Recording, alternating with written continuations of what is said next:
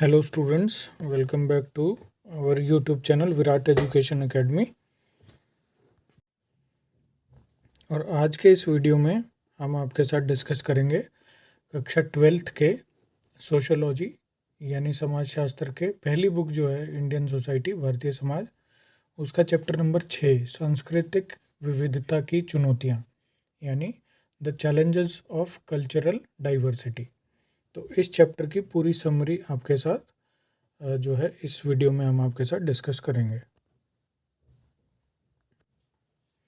तो कुछ main point हैं जिनके ऊपर ये चैप्टर पूरा बेस्ड है, और कुछ शब्दावली है यानी कुछ स्पेशल शब्द हैं जो इस चैप्टर में यूज़ करे गए हैं, उनके मीनिंग्स वगैरह भी हम डिस्कस करेंगे। तो देख लेते हैं। भारत देश एक सांस्कृतिक विविधताओं से भरपूर देश है, यानी इसमें भिन्न भिन्न प्रकार की संस्कृतियां हैं। अलग अलग स्टेट्स में अलग अलग जो है जगह हैं, हमारे देश में अलग अलग समुदाय हैं। यहाँ पर समुदायों को सांस्कृतिक चिन्हों जैसे भाषा, धर्म, पंथ, प्रजाति या जाति द्वारा परिभाषित किया जाता है। इसी कारण ही देश में सांस्कृतिक विविधता कठोर चुनौतियाँ पेश करती है। तो यही सब पढ़ेंगे हम, क्या क्या चुनौतियां हैं। सामुदायिक पहचान जन्म तथा संबंध पर आधारित होती है, ना कि अर्जित उपलब्धि पर।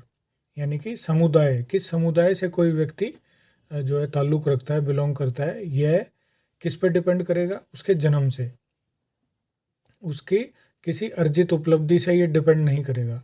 इसका अर्थ है कि व्यक्ति की सामाजिक स्थिति मुख्यतः उसके परिवार पर आधारित होती है, यानी कि जिस परिवार में उसने जन्म लिया है उस पर आधारित है, न कि उसके द्वारा अर्जित की गई है।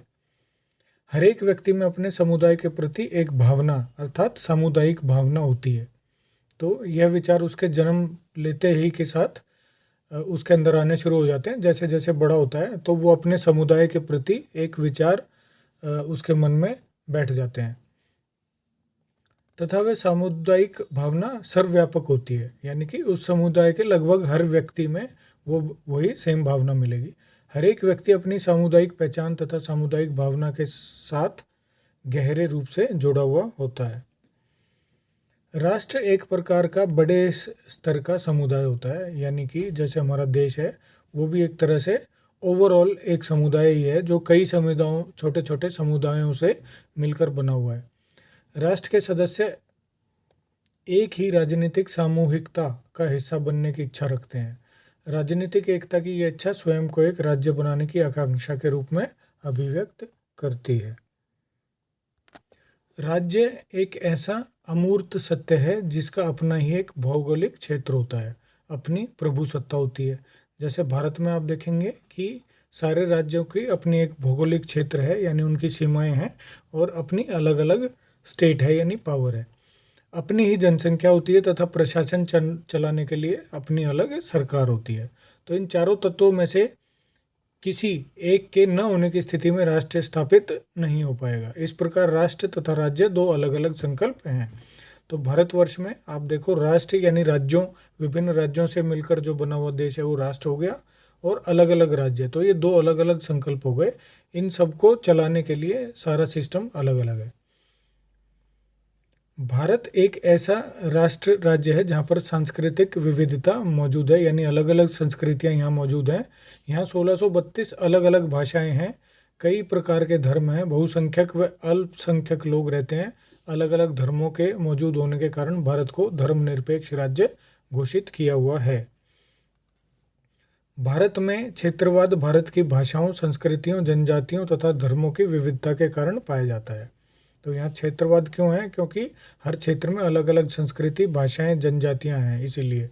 क्षेत्रवाद का अर्थ है कि अपने क्षेत्र के हितों के सामने और क्षेत्रों को तुच्छ समझना और उन हितों को प्राप्त करने के लिए लड़ना, यानी कि अपने क्षेत्र के जो हित हैं उनको स्ट्रॉन्ग समझना और दूसरे के क्षेत्र को तुच्छ समझना, यही क्षेत्रवाद कहलाता है। अगला पॉइंट है, हमारा देश भारत एक संघ है जिसमें एक संघीय सरकार तथा अलग अलग राज्यों की अलग अलग सरकारें होती हैं।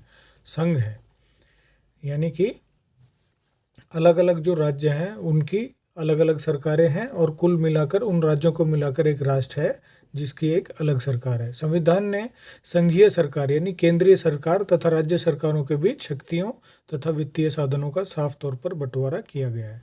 यानी जितनी भी पावर्स हैं स्टेट्स की यानी सरकारों की जो भी पावर्स हैं वो सेंट्रल गवर्नमेंट की अलग और स्टेट गवर्नमेंट की अलग है। ये संविधान में लिखित है कि कौन सी किसके पास रहेगी और कौन कौन से आय के स्रोत यानी जितने भी टैक्सेस वगैरह हैं वो भी विभाजित करे हुए हैं, सेंटर के कौन से होंगे और स्टेट गवर्नमेंट के कौन से होंगे।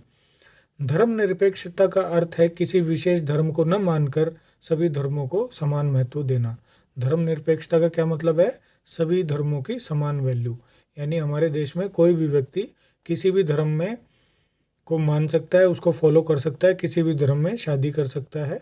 तो ये सभी धर्मों को यहाँ पर बराबर का अधिकार दिया गया है। अगर किसी विशेष धर्म को अधिक महत्व दिया जाएगा तो सांप्रदायिकता के बढ़ने का खतरा उत्पन्न हो जाएगा और फिर वो धर्मनिरपेक्ष राज्य नहीं कहलाएगा। हमारे देश में कई धर्मों के लोग रहते हैं, इनमें से कई तो बहुसंख्या में हैं और कई अल्पसंख्यक हैं। अल्पसंख्यकों की सुरक्षा के लिए संविधान में कुछ प्रावधान रखे गए हैं तथा सभी को कानून की दृष्टि में समान माना गया है। यानी जो बहुसंख्यक हैं या चाहे जो अल्पसंख्यक हैं, सभी को हमारे देश भारत में समान माना गया है। अल्पसंख्यकों को अपनी संस्कृति का प्रचार करने की आज्ञा भी दी गई है, अनुमति संविधान में दी गई है। सांप्रदायिकता का अर्थ है कि धार्मिक पहचान पर आधारित आक्रामक उग्रवाद, उसको सांप्रदायिकता कह सकते हैं आप।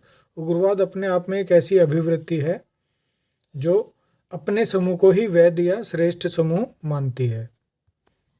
तो आप ये कह सकते हैं कि कोई धर्म विशेष जब यदि अपने ही धर्म की बातों को और अपने धर्म को सर्वश्रेष्ठ माने और दूसरे धर्मों को जो है अवैध माने या छोटा माने, तो और उसके आधार पर एक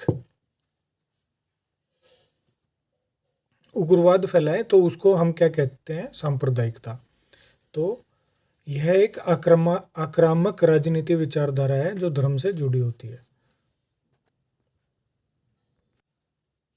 सांप्रदायिकता की एक प्रमुख विशेषता उसका यह दावा है कि धार्मिक पहचान अन्य सभी की तुलना में उच्च होती है। तो मेन विशेषता क्या है कि कोई एक विशेष धर्म अपने आप को बाकी सभी धर्मों की तुलना में उच्च बताएगा।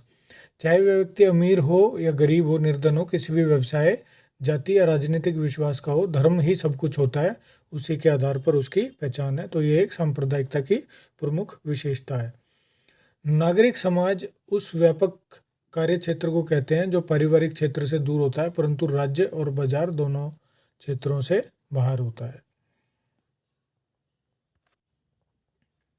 तो ये मेन पॉइंट थे इस चैप्टर के। अब एक शब्दावली देख लेते हैं, कुछ विशेष शब्द इस चैप्टर में यूज किए गए हैं, उनके क्या मीनिंग है। पहला है सांस्कृतिक विविधता, यानी अलग अलग संस्कृतियां। देश में अलग अलग समूहों की संस्कृति में अंतर होना सांस्कृतिक विविधता है। सांस्कृतिक समुदाय, वह समुदाय जो जाति, नृजातीय समूह, क्षेत्र अथवा धर्म जैसी सांस्कृतिक पहचानों पर आधारित होते हैं। तो वो अलग अलग संस्कृति को फॉलो करने वाले जो ग्रुप हैं वो समुदाय हुए।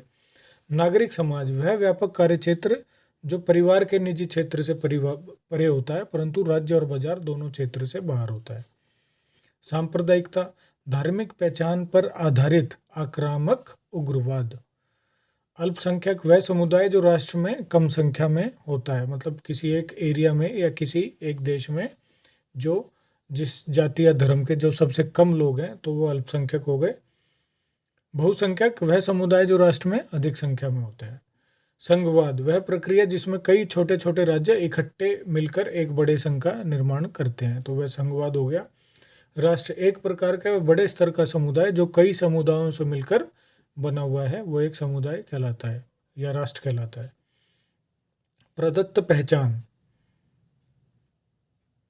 वह पहचान जो व्यक्ति को जन्म के अनुसार प्राप्त होती है। तो जैसे जन्म लेता है उसको एक ऑटोमेटिकली एक पहचान मिल जाती है, उसको प्रदत्त पहचान कहते हैं। अर्जित पहचान, वह पहचान जो व्यक्ति ने अपनी योग्यता व उपलब्धि के आधार पर प्राप्त की गई है। जैसे आप कह सकते हो बड़े बड़े फिल्म स्टार हैं या जिन्होंने अपनी मेहनत से अपना नाम कमाया, या बड़े बिजनेसमैन हैं या बड़े राजनीतिज्ञ हैं, तो ये अर्जित पहचान के लोग हैं।